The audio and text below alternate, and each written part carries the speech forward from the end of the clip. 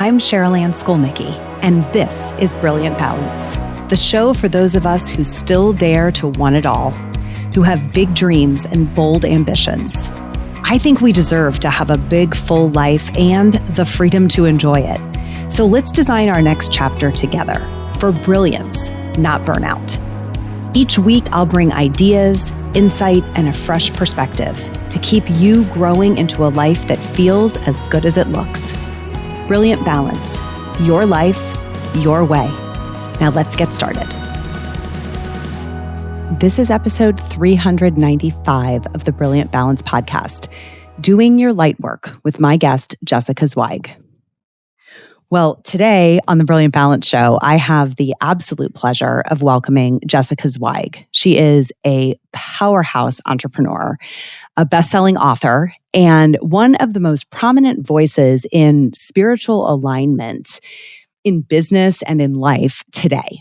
She is the founder and former CEO of Simply Be, which was a personal branding company that really helped visionaries clarify their message and amplify their impact through authenticity.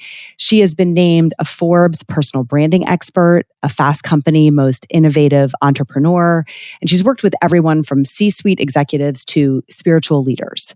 Her latest book is called The Light Work, and it really goes so far beyond the world of branding. It's a really deeply personal, profoundly spiritual guide to aligning who we are with how we show up in the world.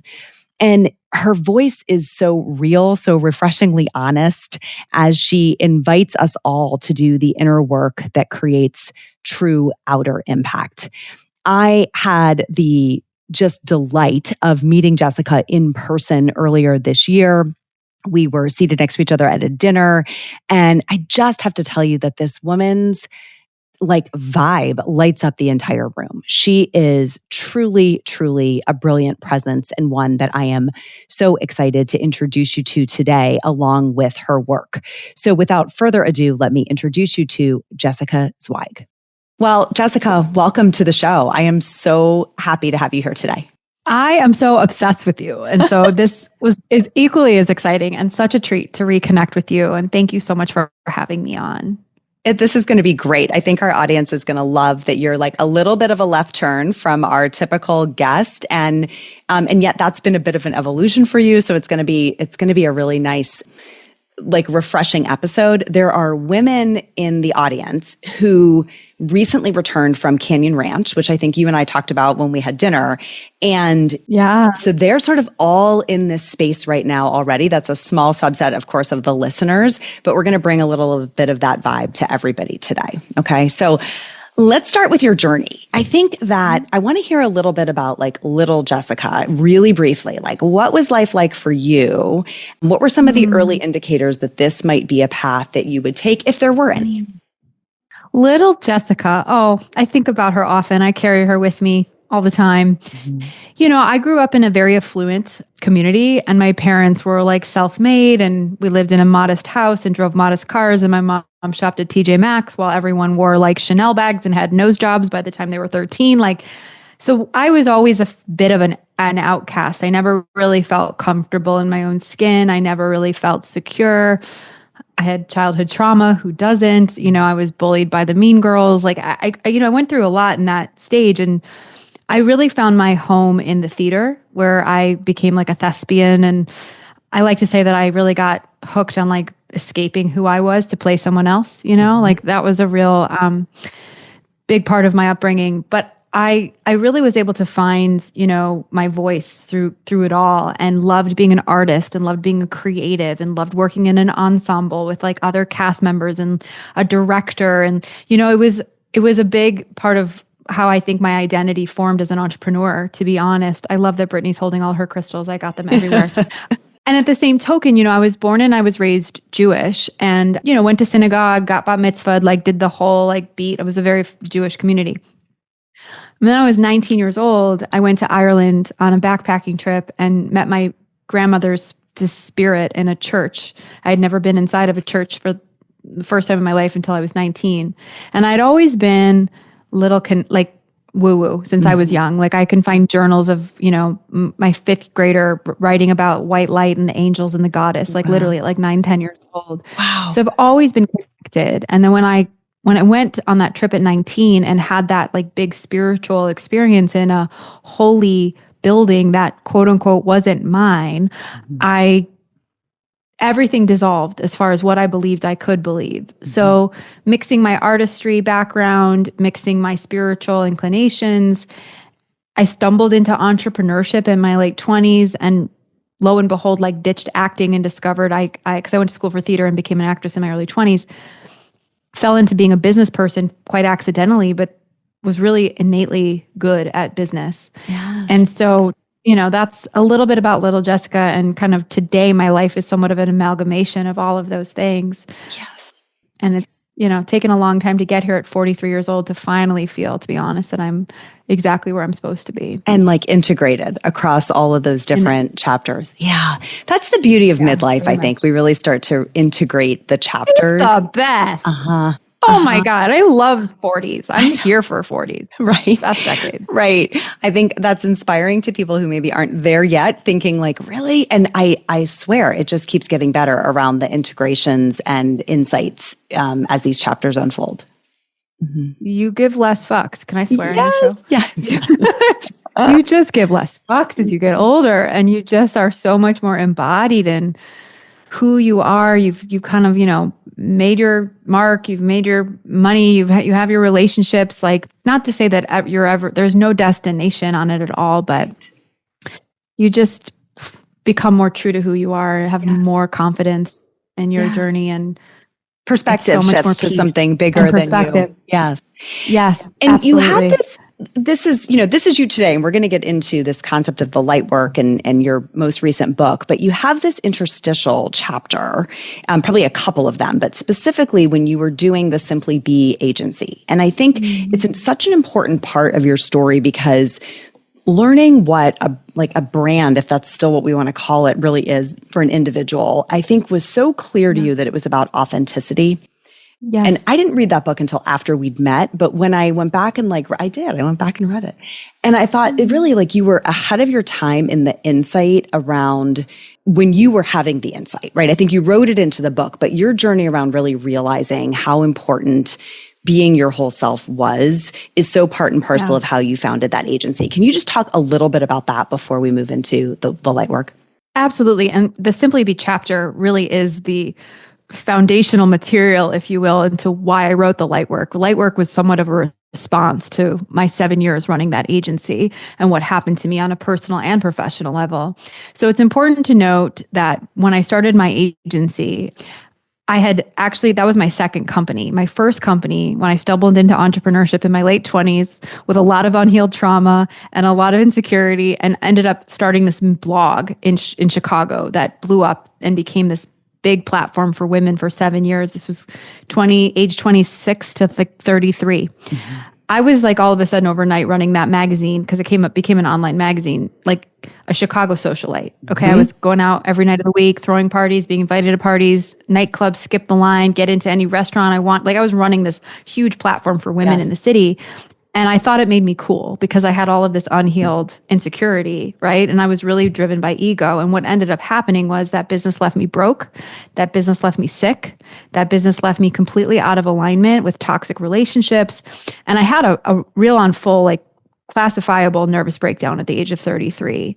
And that's what really sent me on this deep path of like knowing myself and doing all this personal development work and spiritual growth. And it was from that vantage point that I decided, like a lunatic, because when you fail a business, entrepreneurs are like, let's do that again. And so I started my agency a couple of years after that. And I got really, really clear that like I wanted to show up in my full truth. And that meant my mess as much as my success, right?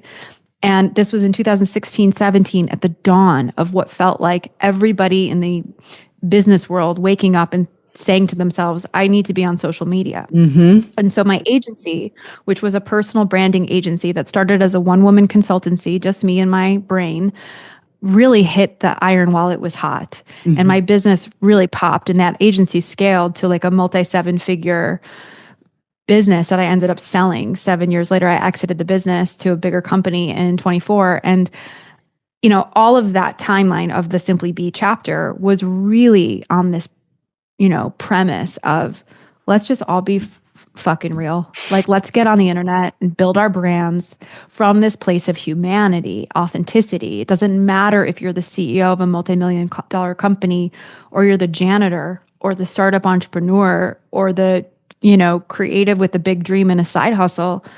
We're all just humans. And that's why I titled my book, Be, a no bullshit guide to increasing your self-worth and your net worth by simply being yourself. And that was like lightning in a bottle for real. Like, that business just blew up and people really got it. And we really kind of cornered the market on personal branding done in this lens of authenticity. And it started with my own realization that like, I couldn't be fragmented. I couldn't present an image to the world and have this going on inside. That had to be congruent. It had to be integrated in order for it to be authentic, in order for it to be magnetic. And, it was a beautiful run, 7 years. I took that business from one woman to 35 full-time people, 2 offices, served close to 1,000 clients, sold the business. None of that would have happened had I not stayed true to those values. Yes. But it wasn't all sunshine and rainbows. That was not the end. Right. And yet there's more. All. I want to put just a button on one thing you said, which is when we talk about this integration and being truly fully who we are and authentic, it can start to sound a little buzzwordy. And I think you and I have had some honest conversations about this, and I've had them with others as well, that the hardest thing I think for those of us who, and all of us have some kind of public persona, right? Whether it is you're a corporate executive, you have a LinkedIn profile, you have a brand for kind of how you're known inside your company, or whether you are online with your own podcast and have some kind of presence, you still are grappling with this, like, am I enough? Right? Is the real me, the full story, the messy middle, like, is all of it enough to kind of put out there? And also, I think there's this decisions about how much goes out there. What is appropriate to maintain privacy around? What stories aren't ready to be told? How do you think about that in the lens of authenticity? Where do you find that line? What's your framework? Oh, I love this question. I've been asked it a million times because authenticity is a buzzword and it is overused and it is misconstrued. So like, what actually does it look like? And I have a few ways of thinking about this. And this is really all in my book to help you kind of clarify your message, because branding, as I often say, is an exercise in clarity, right? We can't be a hot mess and talk about whatever we want any day of the week and expect to be seen as an expert, right? And an authority to get paid to do what we do. So you do have to pick your lanes. You have to stay really consistent with your messaging. And ideally, those lanes are a blend of your humanity, your personality, and your professional expertise. And at the end of the day, like, you don't owe your full life story to the world. Like, certain things are meant to be private and exclusively yours. That doesn't make you any less authentic, though, as long as you're showing up with love and service and truth, right? For example, like, beautiful husband, but we don't have a perfect marriage at all, right? Like, we fight. Like, I don't share that on Instagram. It doesn't belong to anybody. It doesn't add anything to your story, right? Does it? I'm not a relationship expert. Right. It doesn't add anything to my story. But I can still show up on that same day having a fight with my husband and be really lit up about women leadership and empowering my community with tools that wake them up to their own power for whatever it's worth.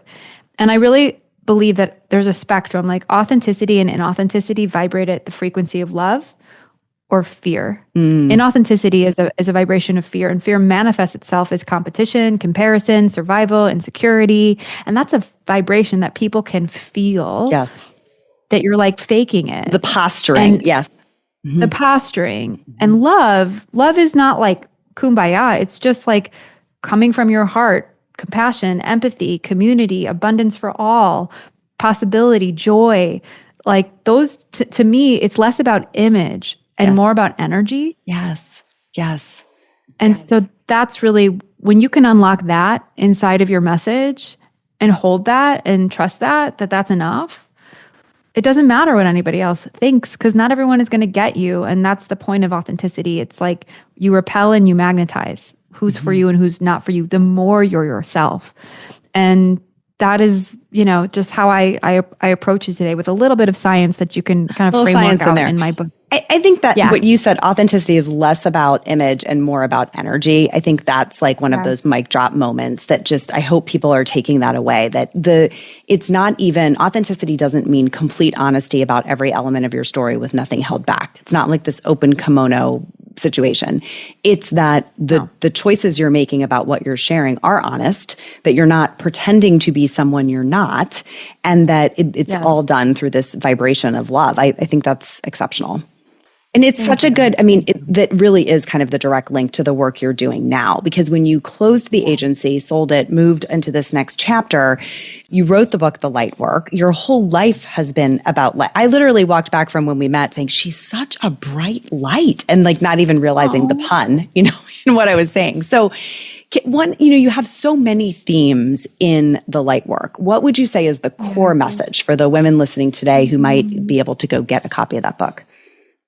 Oh, I'm not going to get emotional. I it's been a second, since I've gone deep on it. Not that it just came out, but the core theme of the book, the headline of the book, is that you're meant to enjoy your life, that joy is your birthright, and that we don't shortcut our way to joy. In fact, the way we find our brightest light is in the darkest of our depths.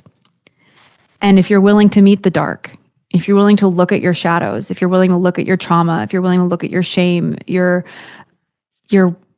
tendencies that don't serve you or don't serve others or the world around you, it's empowering. It's empowerment work in action. When you can call yourself out on your own bullshit, no one else can call you out on that, and then you're free. And that's really it's a manifesto on what it means to be a light worker on the planet today. As a woman, as a spiritual being inside of a human body, as a woman. And I go through the book telling my stories of all of my dark nights of the soul. It's really a vulnerable, open kimono, talk about open kimono on all of my struggles with relationships and love addiction and body dysmorphia and my family trauma and my deeply unhealthy relationship with money at certain points in my life, sisterhood wounds, friendships, female projections, feeling lost without a guide or mentorship. All of those aspects come to life in the book, with the end game being let's not go around it, avoid it, shut it down. That's where darkness lives when we ignore it and becomes toxic and festers. Let's face it. Let's turn on the light switch. Let's look directly at it. This is the hardest game of the human experience, is to assume responsibility for your own part in the mess called your life. But again, that's empowerment, that's freedom. And on the other side of that is joy, to love this life we get to live that's ours, and we don't fall victim to it anymore. And that's really the essence of the book. It's a very dynamic book. Yeah, it definitely is. And we're going to link it all so people can go find both of them. Really, I think, are exceptional pieces of work. And you rolled this one out quickly. Lightwork was almost like a download for you when you wrote this book, right? It was a pure channeling. Yes, 3 months.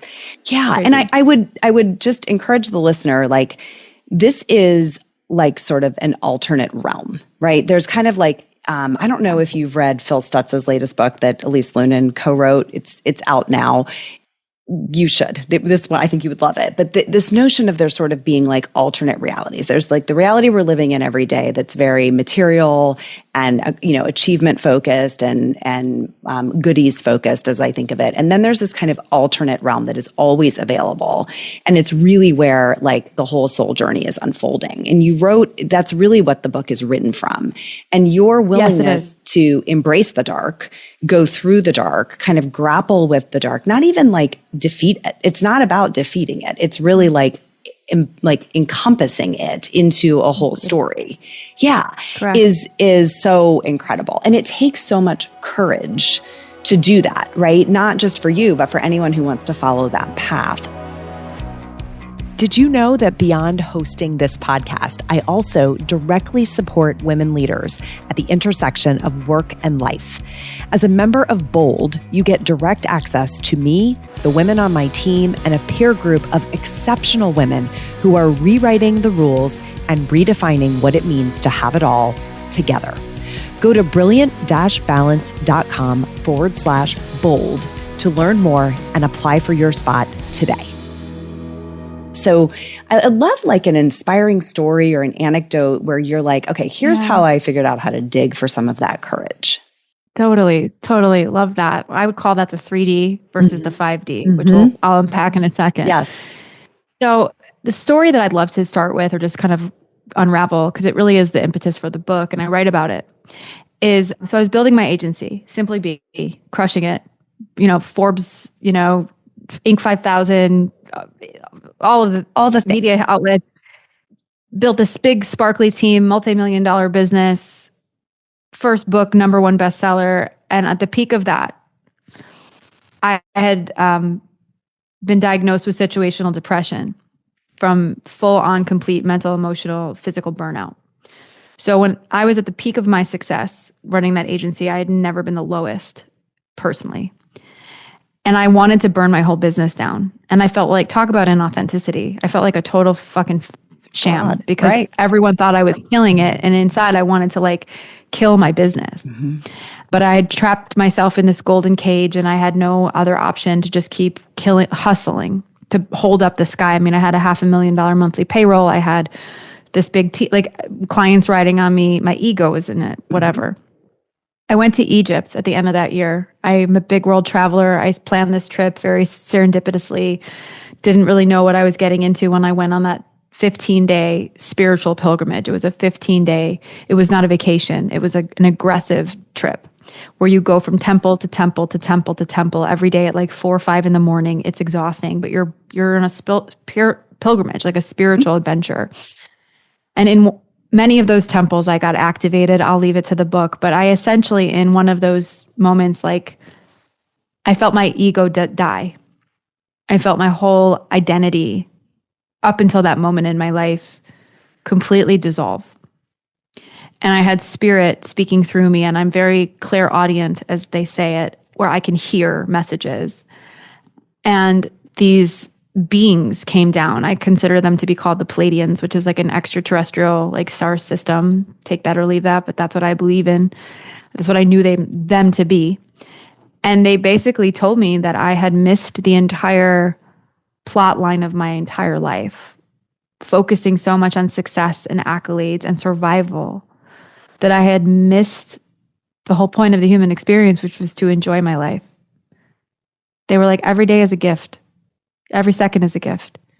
You get to have beautiful conversations with women like Cheryl Ann. You get to eat chocolate and have sex and wear cute outfits and accessories and travel the world and follow a purpose. Like they said those things to me. They're like, you are missing the moment. And if you don't enjoy it for you, please enjoy it for us because we can't be in a human body.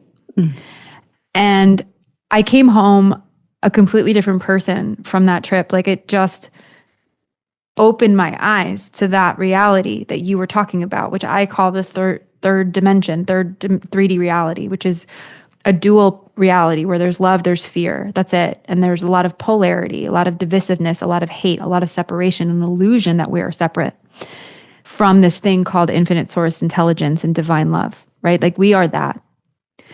And when you start to really look at your life as one intrinsic part of that infinite web of love, really, not to make it sound cheesy, but that's really our truth. That's who we are. That's our innate nature. Everything shifts. And so I got the book deal. I channeled the book in 3 months. I go back and I read the book and I'm kind of like, I don't remember that. Where did I find that? I don't remember saying that. How did I come up with that? Because I feel like it came through me. I was just the vessel, And I really decided, to share my truth, all of my messy, dark nights of the soul, simply as a mirror, as a sister, like saying, hey girl, I'm gonna hold your hand while you read this book to see yourself in my story, because I know you will, because I'm not alone, because we all as women have universal experiences when it comes to love, body, friendship, family, career, emotions, personal power. And for you to see yourself as new, the way that I did when I came back from Egypt. It wasn't like, go buy a plane ticket and go to Egypt and do this. It was, you have the keys to really unlock your own power right here in your own hands. That's why there's a key on the cover. And, I will say that it's a very unapologetic spiritual book. Like I share my belief in the extraterrestrials, my belief in, the cosmos, Mother Earth, Gaia, our true purpose and divinity, where we find our power and alchemize density in the body through like somatic breath work and, movement and trauma releasing. It's all in there, but also I think really grounded at the same time. It's not going to talk over you. You don't have to be a spiritual chick to like get it. Yeah. I found it to, I mean, clearly, there's a spectrum of how people embrace this, you are at the very far end of that spectrum. And I think listeners should know that because you have to know where you are, right? What's open to you, what's accessible to you, what are you, but you're so generous with like, take what's valuable. This is my authentic experience. It comes all the way back to what we were talking about in authenticity, like your choice to say, this is my truth. This is what I'm going to share. And then that's really everyone, it's polarizing and it should be because authenticity is, right? It is polarizing. I think the notion that I was watching some people who are listening live to this in the chat talk about like, we can get a little tired of the message. I think that, your purpose is to feel joy or your purpose is to enjoy this lifetime experience. I think that's really hard for some of us to wrap our heads around because it feels like we've been so conditioned to achieve and do work and have these responsibilities. I just wonder how when you talk about the dissolution of your ego and the ability to really get that, you hear it a lot in like near-death experiences. People come back with that same message routinely, psychedelic experiences, coming back with the same message. So clearly there's something about being able to sort of get beyond the lens that we're looking at our lives through. Any insight there that you would share? Yeah, I have a lot to say about this, and I could probably go off for the next couple hours. Minutes. So we don't have we only have a few minutes. How do I articulate this? Who we are today in this human experience in 2025 as women in our 30s, 40s, 50s, your community. We are a collection of our own personal experiences, good and bad. Many of us have had a lot of hardships and trauma, but we're also a collection of our parents' trauma and their parents' trauma and an ancestral lineage of unhealed trauma that's been living in our systems, our psyches, our DNA that has been passed on and has been kind of carbon copying, reprinting into how we move through life unconscious. This is all unconscious for most of us. I call it the matrix. It's programming. It's literally like we've been programmed. Our bodies are sacred technology. They're supercomputers. They're infinitely magical and quantum machines that can heal themselves on every level, actually. And I think we live in an incredibly exciting time, honestly, to have the access to conversations like this, to plant medicines, to somatic healing modalities, breath work, books to read, podcasts to listen to, movies to watch. Like we have a plethora of resources that our parents, therapists on our apps, like our parents didn't have any of this. They were hardwired to simply survive. And that's not our reality anymore. We have agency, we have sovereignty, we have choices that they didn't have. And so I understand that sounds like really cute and like a swan song, like, oh, joy is the way. In my personal experience, I will only speak for myself. I know that I came here to experience joy. And everything else that has told me that that's hard or that's a luxury or that's blocked or that's a privilege or is a lie, is not my story. It's someone else's. And when we are willing to do our own work, and when I say do our own work, what I mean, Caroline, is like, this is the mirror and you've got to put it up. Like, and this is very uncomfortable for most people. It sucks to get feedback, to look at your own shit, to take responsibility for when you didn't show up in your highest, where you are operating from a low vibration. Like this is a lifelong unlearning and unbecoming into who I think we're really all meant to become, which is healthy, free, sovereign, joyful, abundant. Like I really believe that that's what we came here to experience on this planet. I just do. Yeah. And so this, and joy is very different than happiness. Like happiness is a fleeting emotion. Joy is a choice. Joy is an active daily practice, a devotion. Joy does not necessarily mean like, oh, I've got a big house and a free schedule and I can travel the world. And joy can be like, I'm going to slow down this morning and sip my coffee outside and listen to the birds for 10 minutes because that opens up my heart and gets me more connected to myself. Joy can be like drawing like we once did when we were little girls, like going to an art store and picking up. I started doing that a few years ago and it changed my life. Like I wake up in the morning and this is my mantra, and not every day. I mean, I'm building a business. It's stressful, whatever. I say out loud every day, I get to do this. I don't have to do this. I get to do this. And that one micro shift like changes everything. So it's a choice. Yeah. And I don't want to bypass that people have hard real thing in their lives. Absolutely. And yet you have more agency in how you respond to it than you give yourself maybe credit for. Yes.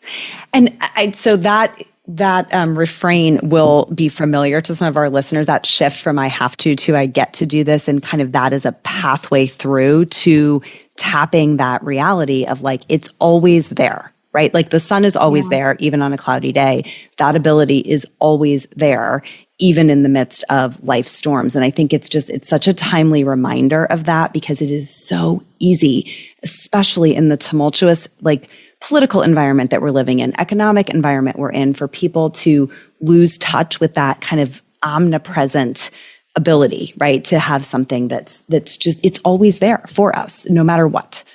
Yes. You have built such a beautiful presence. I don't want to call it a brand, just such a beautiful presence professionally, personally.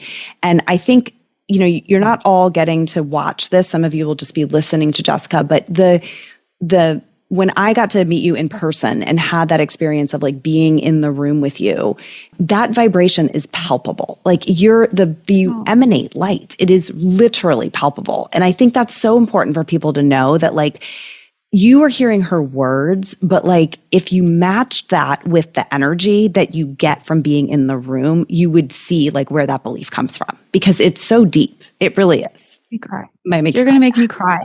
No, really. Thank you so much for saying that. And I actually just want to hit on this thing of joy and embodied light and all these beautiful things that we're talking about. If you actually would do me one, I just got the hit to do this. I want to just read the very last paragraph. It's short of this of my book, which is, I'm getting emotional. So just thank you. But I feel like this really speaks to the heart of this whole conversation and what we're really hopefully getting at when it comes to joy and to be the light and to do the work, right? So this is what I wrote. It's one paragraph. The word light can also be defined as brilliant, luminous, rich, sunny, glowing, unobscured, lustrous, bright, and radiant.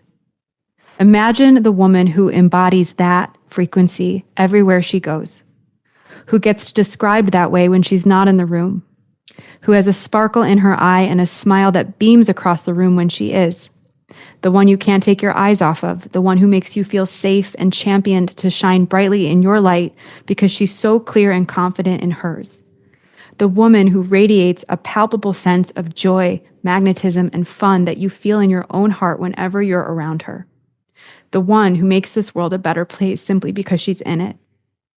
This is a woman who has not had it easy. This is a woman who has done her work. She has done the light work. She is a living miracle. She is you. That's the last page of the book. So thank you for recognizing that in me. I recognized that in you right away. I felt so lucky I got to sit next to you at that dinner.